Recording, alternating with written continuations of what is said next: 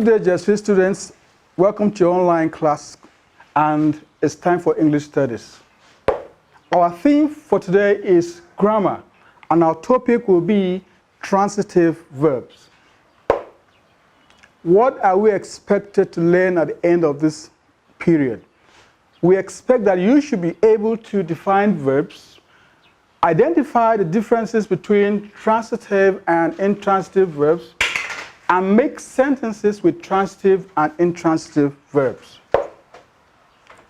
Transitive and intransitive verb. What is a verb? A verb is a word or group of words that convey or represents an action or state of being. Action, words like go. State of being like dead. There are different classes of verbs, and one of the ways we can classify verbs is to group them into transitive and intransitive categories. Transitive verbs. What are transitive verbs? These are verbs that require an object to complete their meaning. Remember that the sentence has a subject, a verb, and an object. It's expected that the subject does the action and the object receives the actions of the verb. Look at these examples. Good citizen, which is our subject, love their country. The verb here is love, so it should take an object. That's why we have country here. So this is an example of a transitive verb, because good citizens love, which is the verb, takes on an object, country. Next example. Would you mind if I closed the window? The verb there is closed. And since it is a transitive verb, the verb close should take an object. So that's why you have window there as an object. Next example. Janet congratulated me warmly on my exam result. Congratulated is the verb, so it should take an object. That is why you have me there as the object receiving the action of the verb congratulated. Transitive verbs can have passive form. Passive form. Example, the soldiers shot the terrorists. That is active. The soldiers shot the terrorists. That's active.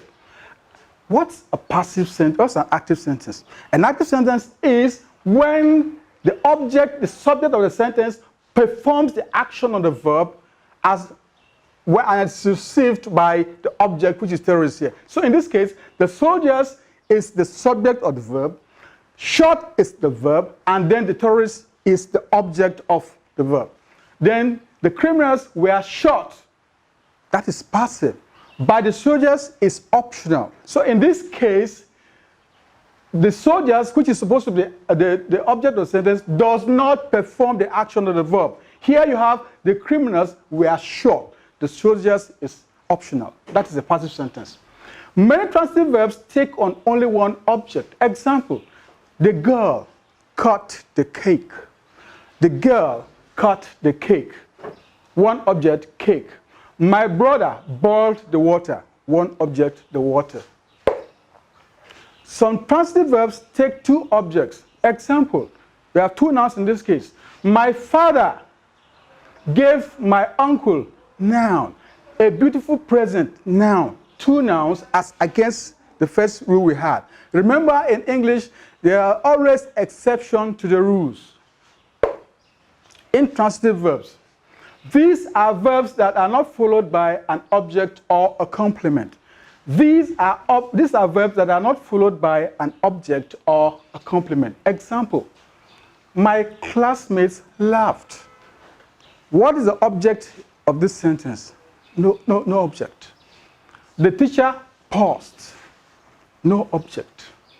The children are leaving.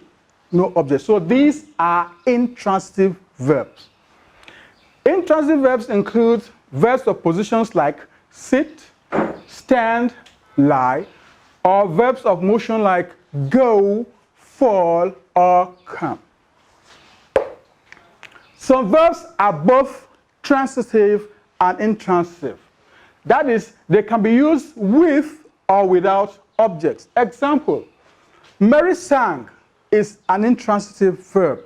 Sang there is used intransitively, and the patient moved is also intransitive.